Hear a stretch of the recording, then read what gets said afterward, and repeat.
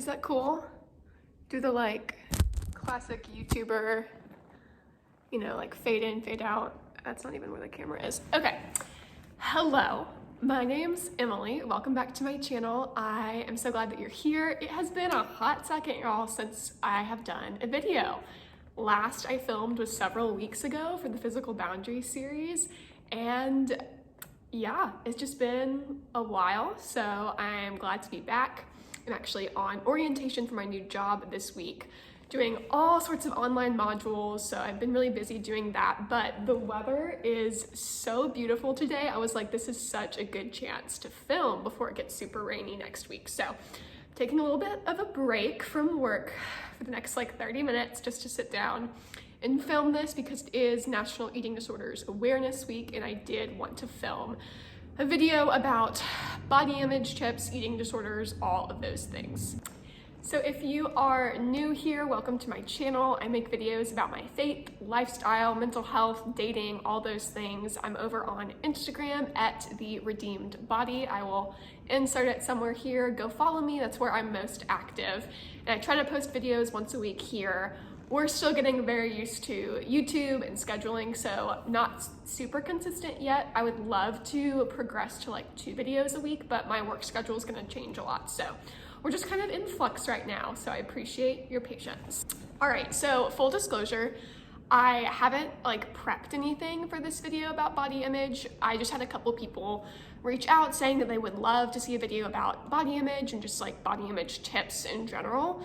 And I think I posted something on my story about eating disorders and, you know, what questions do you have? I think I'm gonna do a separate video about eating disorders specifically, like more about my story and just kind of some facts and statistics and things like that. But this video is exclusively about body image tips. So I was just gonna kind of share things that have been helpful to me.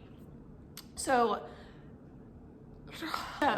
if you have been following me for a while, you know that I had an eating disorder from the age of like 14 to 19 before I got treatment, and then was in, you know, various stages of treatment throughout college, and am in a really solid place of recovery right now. I would say my body image is pretty good right now. It's definitely fluctuated over the years and even recent months, but I feel like I'm in a really stable place body image wise, which is awesome, and, you know, praise God for that. But things that have really helped me over the years, honestly though, my tips for body image I feel like are very practical.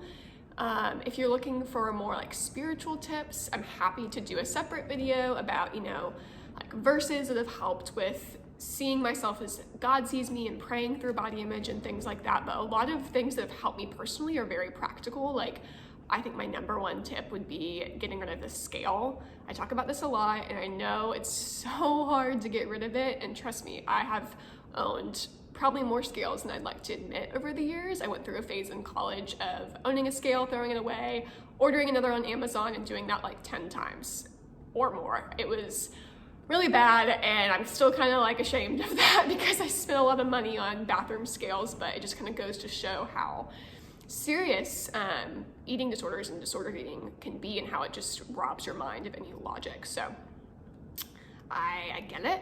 The scale, in my opinion, is not a helpful thing to own. I think there are certain specific medical conditions like congestive heart failure and a few others where monitoring your daily weight is important medically. However, for the grand majority of the population, I do not think it is wise or helpful mentally or physically. You know, weight is a parameter that people check in the medical field, and even just getting your provider to check it, you don't even have to look at the number. You can ask for a blind weight. I think that that's just a lot more preferable and easier on us mentally and emotionally than owning a bathroom scale. Honestly, at the end of the day, weight fluctuates. It's supposed to fluctuate. That's just how our bodies work with fluid and food and metabolism and time of the month and all the things, and you do not need a scale to keep track of that. Honestly, at the end of the day, weight fluctuates. It's supposed to fluctuate. That's just how our bodies work with fluid and food and metabolism and time of the month and all the things, and you do not need a scale to keep track of that. So next thing I would say is also very practical. Get clothes that fit your body now. Not 5 pounds from now, not 2 dress sizes from now, not this pant size from now. Clothes that actually fit your body right now. Do you like that? A little like interpretive dance. Okay, cool.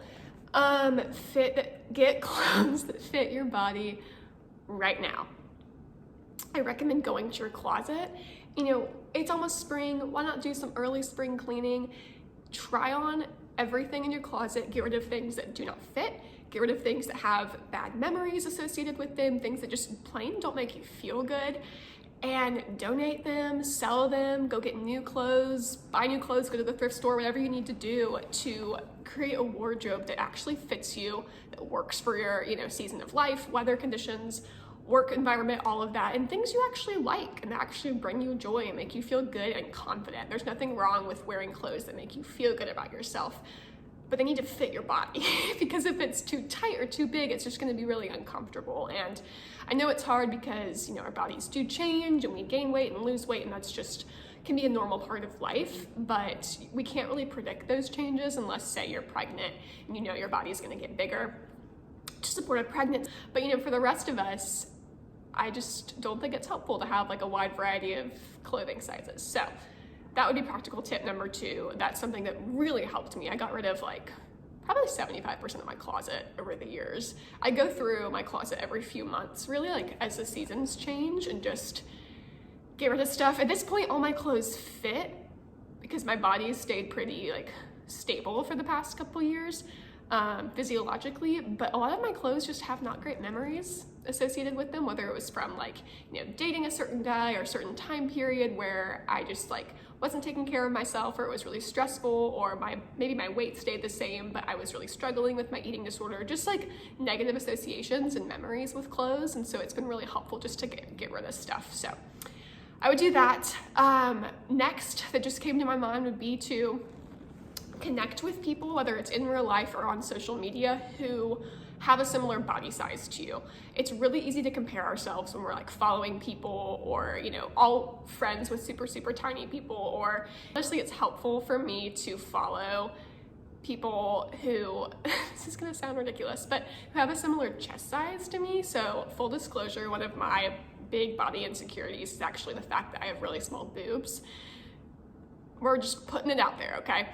I have a very small chest, and that's something that I've always been really self-conscious about, especially as I've like weight restored through recovery and like gotten to a place weight-wise, physically, where my body is settled and likes to be. And I'm like, well, at what point are the boobs coming in? Because that seems to be the missing piece. And if you have gone through recovery and weight restoration, you feel me with like, well, when's the butt coming in? When's the boobs coming in? Or maybe they're too big, you know, it's a thing. So that would be my one complaint about my body right now. And, you know, that's something that I can't control. I can't magically snap my fingers and make my boobs bigger. So that's my little honest moment there. So for me, it's actually helpful for me to follow people, you know, just like influencers, celebrities, whoever, who have a similar body type to me, because it's like, I don't know, it just makes me feel good, because my insecurity is like not having enough curves and not like having, you know, boobs and all the things that make you feel like womanly. And so for one person, that might be they want to find, you know, follow people who are in a larger body because they're in a larger body and it makes them feel less alone, you know. But even like for someone like me who, you know, I am thin, I do have thin privilege, I'm in a small body, I still have my own body insecurities. And so it's helpful for me to follow people who are about my size but don't have like giant boobs. So small things, but it really does make a big difference. You know, I really don't think that body image is one of those things that's ever gonna be like, oh my gosh, I love my body, like I'm so hot, I'm amazing, you know, yes queen, whatever. However, that's not reality for most of us. That's not really realistic for most of us. And we just kind of have to get to a place where we genuinely are like, this is my body, I accept it. Some days I'm like not crazy about it and I kind of really don't like my body. Other days I'm like, I look great and I like the way I look and I feel confident. And that's okay. We just don't want to be hating our bodies and shaming them and trying to manipulate how they look with, you know, clothes that are too tight and don't fit us right, or, you know, restricting what we eat, or over exercising and trying to change the way that we look. I think it's totally okay to have those bad body image days. I definitely have them. Today, this is one of my favorite outfits. I put it on and looked in the mirror and it just like felt off. Has my body changed? Probably not. It's very much in my head that I was like, you know what? Don't feel great in this outfit today, but we're still gonna go about our day. I'm not gonna like, you know, hide from the world or anything. Like, I'm gonna go get my coffee, I'm gonna go do the thing. So, another body image tip, let me think. Oh, also, I think if you are currently exercising in any way, finding forms of movement that make you feel good in your body and empowered in your body is huge. One of my favorite things ever is dancing, and just yesterday I did a Fitness Marshall dance workout. I love the Fitness Marshall. I will link his YouTube channel below. Caleb just makes me feel so fantastic. I love his energy. He's an amazing dancer. I don't know how he has all the energy he has, but anyway, shout out to the Fitness Marshall. So much fun, very much not about like changing your body or losing weight or burning calories or anything like that. It's very just empowering and fun and really encouraging you to just move and feel comfortable and be confident and all of that. So huge fan. Maybe dancing is for you, maybe it's not. Maybe you love yoga, hiking, you know, a boxing class. Maybe you do love running, you know, whatever makes you feel like strong and encouraged and just in your body in a good way. Oh, I guess the last thing I could think of would be just like quieting the noise about body image, bodies, fitness, food, diets, all the things. And that could really be stemming from the people that you surround yourself with, the media that you consume, TV shows, you know, what you talk about. I think finding people in your life who are like-minded, and whether or not they have a similar body type to you, just finding people who have a good, healthy, normal relationship with their bodies is awesome. Some of my closest friends have also had eating disorders, are either currently in recovery or are recovered, and those relationships are fantastic. But I also have really liked being friends with people who don't have an eating disorder history, because they just have a different perspective. And even people without eating disorders obviously struggle with body image, but I don't know, it's been nice to have people who can relate to my experience and might be struggling along with me, and then also have friends who don't have that experience and see their bodies in a very different way and haven't struggled from that mental health aspect with body image. Yeah, choose your friends wisely. Choose friends who are going to encourage you in developing a healthy relationship with your body and healthy body image, and not bad body image. Cool? Also, these are the best slippers ever. I think I might have mentioned them. I don't know why I'm holding my leg like this, but these are fantastic. They're from Amazon. They're like $12, $15 or something. All right, I hope this was helpful. Let me know what your favorite tip was, what tips you would add. Send this to a friend if you think that it would be helpful to them. As always, I really appreciate you guys. Please like this video if it was helpful to you, comment so that I can say hi, and subscribe to my channel. It really helps me out. It helps my channel grow, and it helps my videos reach the right people, and I really do appreciate it. It takes less than 2 seconds, so please go like and comment. And if this video you think would be helpful to a friend, please share it with them. That would be amazing, because as always, I care a lot more about it reaching the right people than the number of people who see it. So anyways, I hope you have a great rest of your week. Happy whatever day I decide to publish this.